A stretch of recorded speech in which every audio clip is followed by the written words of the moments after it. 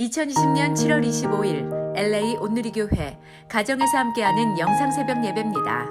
오늘 말씀은 로마서 2장 17절에서 29절, 지식이 아닌 삶으로 이어지는 말씀입니다. 그대는 자칭 유대 사람이라 하고 율법을 의지하고 하나님을 자랑하고 율법의 가르침을 받아 하나님의 뜻을 알고 지극히 선한 것을 분간할 줄 압니다. 그리고 그대는 스스로 눈먼 사람의 안내자요, 어둠 속에 있는 사람의 빛이요, 어리석은 자의 교사요, 어린아이의 선생이라고 믿고 있습니다. 이는 그대가 율법의 지식과 진리의 교훈을 갖고 있기 때문입니다. 그렇다면 남을 가르치는 그대가 왜 자신은 가르치지 않습니까? 도둑질하지 말라고 선포하는 그대가 왜 도둑질합니까? 간음하지 말라고 하는 그대가 왜 간음합니까? 우상이라면 질색하는 그대가 왜 신전 물건을 훔칩니까? 율법을 자랑하는 그대가 왜 율법을 어기고 하나님을 욕되게 합니까? 기록되기를 하나님의 이름이 너희로 인해 이방 사람들 사이에서 모욕을 당하는구나 라고 한 것과 같습니다. 그대가 율법을 행하면 할례는 가치가 있습니다. 그러나 그대가 율법을 어기면 그대의 할례는 무할례와 같습니다. 할례 받지 않은 사람이 율법의 요구를 지킨다면 그의 무할례가 할례로 여겨지지 않겠습니까? 본래 할례 받지 않은 사람이 율법을 지키면 율법의 조문과 할례를 소유하고도 율법을 어기는 그대를 심판하지 않겠습니까? 겉으로 유대 사람이라고 해서 참 유대 사람이 아니고 몸에 받은 할례가 참 할례가 아닙니다. 오히려 속사람이 유대 사람이라야 참 유대 사람이며 문자화된 율법에 의해서가 아니라 성령으로 마음에 받은 할례가 참 할례입니다. 그 칭찬은 사람에게서가 아니라 하나님에게서 옵니다. 할렐루야, 주말 아침 예배로 첫 시간을 시작하는 여러분들을 축복합니다.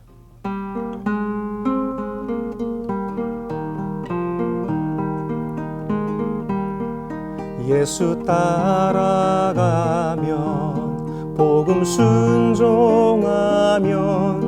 우리 행할 길 환하겠네. 주를 의지하며 순종하는 자를 주가 늘 함께 하시리라. 의지하고 순종하는 길은 예수 안에 즐겁고 복된 길이로다. 주를 힘입어서 말씀 잘 배우고 주를 모시고 살아가세. 주를 의지하며 항상 순종하면 주가 사랑해 주시리라.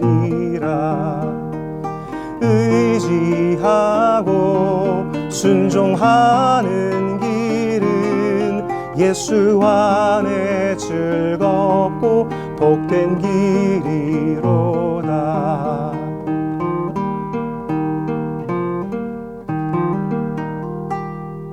아멘. 할렐루야. 7월 25일 토요일입니다. 오늘도 함께 예배드리는 모든 분들을 주님의 이름으로 환영합니다. 지식이 아닌 삶으로 이어지는 말씀이라는 제목으로 오늘 아침 묵상을 나누고자 합니다. 지금까지 살펴본 이 로마서 1장부터 2장까지는 인간의 죄의 속성에 대해 다루고 있는 말씀입니다. 사람이 왜, 어떻게 죄인이며 왜 우리가 죄인으로서 하나님 앞에 변명거리가 있을 수 없는지, 그리고 죄를 향한 하나님의 심판이 왜 타당하고 마땅한 것인지 주어진 말씀을 통해 확인할 수 있었습니다. 죄가 있는 우리 모두에게 회개의 자리로 나아갈 수 있도록 깨우쳐 주시는 하나님의 은혜의 말씀이 지금까지 기록되어 있었던 것이죠. 이런 흐름에서 우리는 오늘 본문을 맞이하게 됩니다. 오늘 본문에서는 이 말씀의 대상이 조금 더 구체적으로 지목이 되는데요. 사도 바울은 이제 유대인들을 대상을 삼아 본문을 이어갑니다. 그리고 말씀 가운데 그들에게 한 가지 명확하고 날카로운 경고를 전하고 있습니다. 오늘 우리는 여기에서 발견되는 이 경고가 과연 어떠한 내용인지, 그리고 이 메시지가 오늘날 우리에게 왜 중요한지, 어떻게 적용이 되는지 함께 알아갈 필요가 있습니다. 이런 목적으로 가장 먼저 본문 17절부터 21절까지의 말씀 다시 읽도록 하겠습니다. 그대는 자칭 유대 사람이라 하고 율법을 의지하고 하나님을 자랑하고 율법의 가르침을 받아 하나님의 뜻을 알고 지극히 선한 것을 분간할 줄 압니다. 그리고 그대는 스스로 눈먼 사람의 안내자요 어둠 속에 있는 사람의 빛이요 어리석은 자의 교사요 어린아이의 선생이라고 믿고 있습니다. 이는 그대가 율법의 지식과 진리의 교훈을 갖고 있기 때문입니다. 그렇다면 남을 가르치는 그대가 왜 자신은 가르치지 않습니까? 도둑질하지 말라고 선포하는 그대가 왜 도둑질합니까? 우리가 한 가지 역사 속에서 발견하게 되는 것은 유대인들은 높은 긍지를 가진 민족이었다는 사실입니다. 그들은 유대인이라는 이 정체성을 굉장히 자랑스럽게 여겼습니다. 이 긍지에는 두 가지의 근거가 있었는데요. 바로 율법 그리고 하나님의 선택 받음이었습니다. 하나님이 이스라엘을 그분의 백성으로 택하셨고 그들에게 율법을 주셨다는 이 사실이 이들에게는 큰 자랑이요 긍지의 근거가 되었던 것이죠. 그런데 이런 유대인들에게 오늘 바울은 어떻게 이야기하고 있습니까? 방금 읽은 그 내용을 쉽게 풀자면 이렇지요. 그래, 너희가 하나님의 말씀을 받았고 말씀을 배웠다. 그리고 그 배운 말씀으로 어두운 세상을 가르치려 하는 것도 좋다. 그런데 남은 가르치려고 하면서 너희는 왜 그렇게 살지 않느냐? 이런 날카로운 비판이 유대인들에게, 이스라엘에게 외쳐지고 있다는 것이죠. 바울이 이어서 이야기하기를 21절부터 23절까지입니다. 도둑질하지 말라고 선포하는 그대가 왜 도둑질합니까? 간음하지 말라고 하는 그대가 왜 간음합니까? 우상이라면 질색하는 그대가 왜 신전 물건을 훔칩니까? 율법을 자랑하는 그대가 왜 율법을 어기고 하나님을 욕되게 합니까? 여기에서 드러나는 현실은 이스라엘은 분명 율법을 받았고 율법을 아는 민족이었지만 그 율법이 이들의 삶으로 이어지지 않았다는 사실이었습니다. 유대인들 그 어느 민족보다 율법을 더 잘 이해하고는 있었지만 그 이상의 어떠한 연결, 그 이상의 깊이가 삶에서 발견되고 있지 않았다는 것이죠. 그 결과 바울은 이렇게 이야기를 합니다. 24절입니다. 기록되기를 하느님의 이름이 너희로 인해 이방 사람들 사이에서 모욕을 당하는구나. 이게 무슨 말씀입니까, 성도 여러분? 율법과 하나님의 선택을 받았다고 자랑스러워하던 유대인, 이런 이스라엘이었지만 이 율법을 지식으로만 알았던 이상 그들이 갖고 있었던 자랑, 그런 긍지는 헛되고 기반 없는 껍질뿐이었다는 것을 바울이 지금 이야기하고 있는 것입니다.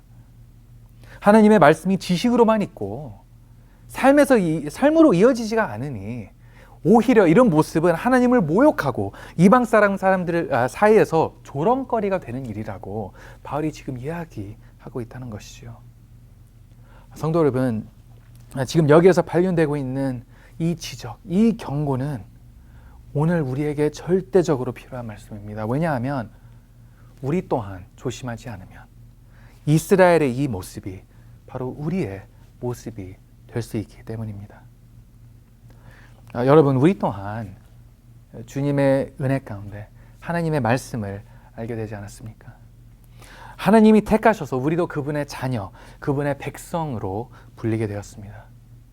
하지만 얼마나 많은 크리스천들이 이 놀라운 은혜를 지식으로만, 머리로만 품고 살고 있는지요. 많은 크리스천들이 주일날 나와서 예배를 드립니다. 말씀을 읽고 찬양도 합니다. 하지만 예배가 끝나고 집으로 돌아가는 순간 세상과 전혀 차이가 없는 모습으로 생활을 한다는 것이죠. 말씀과 은혜가 지식으로만 있고 삶으로 이어지지 못했던 것입니다. 이런 신자들에게 남은 그 긍지는 유대인들과 너무 흡사합니다. 내가 이 교회를 다닌 지 몇 년이나 되었는데, 내가 성경 통독을 몇 번이나 했는데, 내가 헌금한 금액이 얼마나 되는데, 이런 율법주의, 이게 그들의 최고의 믿음의 자랑입니다.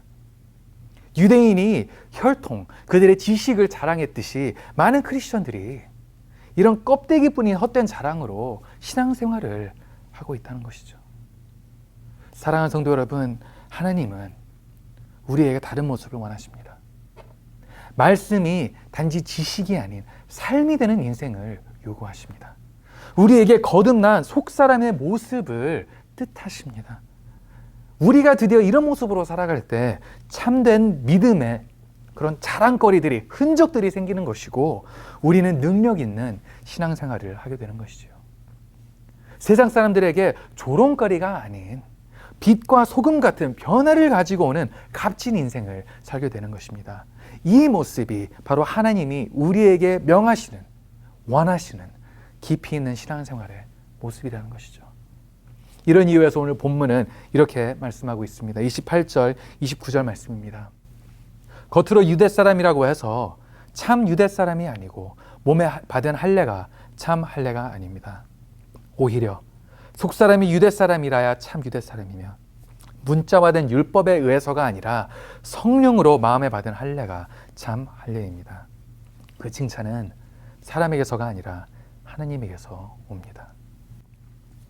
성도 여러분, 우리가 받은 은혜와 말씀이 우리의 속사람으로, 즉 우리의 내면으로, 우리의 마음으로, 우리의 삶으로 스며들 때, 그때야 우리는 참된 크리스천이 된다는 것이죠. 그리고 이런 삶이야말로 진정한 하나님의 칭찬을 받는다고 말씀에 기록되어 있습니다. 성도 여러분, 우리는 하나님의 칭찬을 받는 삶을 살아가고 있습니까? 오늘날 우리의 삶에서 말씀으로 연결되지 않은 그 삶의 영역은 어디입니까? 하나님의 말씀과 그 은혜가 지식으로만 남아있는 삶의 부분은 무엇입니까? 우리가 주변에 영향을 끼치고 거룩한 교회가 되기 위해서는 말씀이 우리의 지식이 아닌 삶이 되어야 한다는 것이죠. 우리 이웃에게, 우리 자녀에게, 우리 배우자에게 축복의 통로가 되기 위해서는 우리는 말씀을 아는 것뿐만이 아니라 말씀대로 살아온 삶의 증거가 있어야 하는 것입니다. 이 부분을 묵상하면서 제 개인적인 하나의 추억이 생각이 나서 나누게 되었습니다. 저에게는 너무 제가 사랑하고 존경하는 어느 형님이 한 분 계십니다. 이 형님은 소아과 의사 겸 청년부 목회를 하고 계시는 분인데요. 참 놀라운 스펙을 가진 형님이지만 제가 아는 사람들 중 가장 겸손하고 가장 검소한 사람들 중 하나입니다. 그런 어느 날 이런 형님과 대화를 나눈 도중 이런 이야기를 듣게 되었습니다. 이 형님이 어릴 적에 학교에서 성적표나 상장을 받아오면 아버지가 냉장고에 그 상을 붙이셨다고 합니다. 이 모습을 어릴 적부터 바라온 형님은 늘 아버지가 성적표를 자랑스럽게 냉장고에 붙이실 수 있도록 항상 공부를 열심히 해왔다고 하더라고요. 그러던 어느 날 교회에서 상장을 받게 되었답니다. 형님이 이제 고등학교 때 그 벌런티어 시간을 채우기 위해 주일학교 교사로서 잠시 섬겼는데 연말이 되면서 부서에서 그 교회에서 감사하다며 감사장을 이렇게 준비해서 주었던 것이죠. 그래서 이날 그 상장을 가지고 집으로 갔는데 아버지가 그 상장을 보시더니 뭐냐고 물어보셨답니다. 그래서 형님은 아유 별거 아니라고 교회에서 봉사해서 준 상장이라고 이야기하며 식탁 위에 올려두었다고 합니다. 하지만 그 다음날 아침 등교하기 위해 준비하던 도중 그 교회 상장이 냉장고에 걸려있다는 것을 보게 되었답니다. 그것도 자기가 지난 학기에 받았던 올 A 성적표 그 위에 그게 걸려있다고 하더라고요. 그걸 보면서 형님은 이게 뭐라고 이런 생각을 하면서 유심히 보고 있는데 마침 아버지가 나와서 형님에게 이런 이야기를 하셨답니다. 아들아, 난 너가 열심히 공부하는 것도 자랑스럽지만 너가 하나님의 나라를 열심히 섬기는 일 너무 자랑스럽구나. 그리고 웃으시면서 어깨를 툭툭 치시고 가셨답니다. 이날 일어난 이 사건은 인생의 터닝 포인트가 되었다고 하더라고요. 지금까지의 성적이 가장 중요하다고 생각을 하면서 살아왔는데 아버지의 이 모습, 아버지의 이 한마디가 형님의 가치관을 뒤바꾸어 놓게 된 것이었죠. 이날 이후로 형님은 학교 공부도 중요하지만 주님을 마음으로 모시는 일이 1순위가 되었던 것이고 그 마음이 지금까지 이어져 이 형님의 삶의 기반이요, 가치관이요, 원동력이 되었던 것이었죠. 근데 성도 여러분, 여기에서 저희가 주목해야 할 부분이 한 가지가 있겠습니다. 이 형님의 아버지에게 아들의 성적이 설마 대수롭지 않았던 내용이었겠습니까? 대수롭지 않았기 때문에 성적표 위에다 그 교회 상장을 붙여놨겠습니까? 아이들이 교육을 받기 위해, 아이들의 교육을 위해 조국을 떠나 외국에서 험한 생활을 감당하셨던 이민 가정이었습니다. 자녀들의 교육은 너무나도 중요했겠죠. 하지만 이 형님의 아버지는 말씀으로 사는 일이 더 중요하다고 여기셨던 것이었습니다. 아이들의 성적보다, 이민 생활의 성공보다 더 중요한 것이 바로 말씀으로 사는 그런 가정이었다는 것이죠. 이런 결단으로 살아가니 하나님이 그 삶에서 역사하셨던 것이고 그 자녀들에게도 선한 영향력을 끼치게 되었던 것이었습니다. 이제는 이 형님의 자녀들에게도 똑같은 교육을 하고 있습니다. 형님의 냉장고에는 교회에서 받은 작품들과 그런 어떠한 상들로 가득합니다. 이 한 세대, 한 가정의 말씀으로 살겠다는 이 결심이, 그 영향력이 이제는 손주들에게까지 3대의 축복으로 이어졌다는 것이죠. 사랑하는 성도 여러분, 이와 같이 우리가 말씀대로 살기를 결심할 때 하나님은 그 가운데서 일하십니다. 우리에게 하나님의 말씀이 지식이 아닌 삶이 될 때, 율법이 머리가 아닌 가슴으로 품어질 때 우리의 삶에서는 능력 있는 믿음이 발견이 된다는 것이죠. 하나님의 칭찬을 받는 인생을 살게 됩니다. 성도 여러분, 우리 모두가 이런 믿음 생활을 해야 되지 않겠습니까? 성도 여러분, 다시 한번 여쭈겠습니다. 오늘날 우리의 삶에서 하나님의 말씀과 하나님의 은혜가 지식으로만 있는 삶의 영역은 어디입니까? 이제 그 영역을 주님께 내어드리십시오. 주님을 그곳으로 모십시오. 그리고 그 삶의 부분에서 더 이상 내가 아닌, 더 이상 지식이 아닌, 더 이상 껍데기의 믿음이 아닌 이제는 주님의 말씀대로 살기 원한다고 주님께 아뢰고 고백하고 그분의 도움을 구하십시오. 그 결심과 결단 가운데 하나님께서 일하실 줄 믿습니다. 이런 기도와 결단으로 나아가는 저와 여러분의 삶 가운데 하나님의 깊은 은혜가 흘러넘치길, 주님의 선한 역사가 발견되기를 소망합니다. 그리고 본문의 축복처럼 말씀대로 살아 참된 할례를 얻는, 하나님의 칭찬을 받는 그런 저와 여러분들이 되시기를 이 시간 예수 그리스도의 이름으로 축복하고 소망합니다. 우리 같이 함께 기도하겠습니다.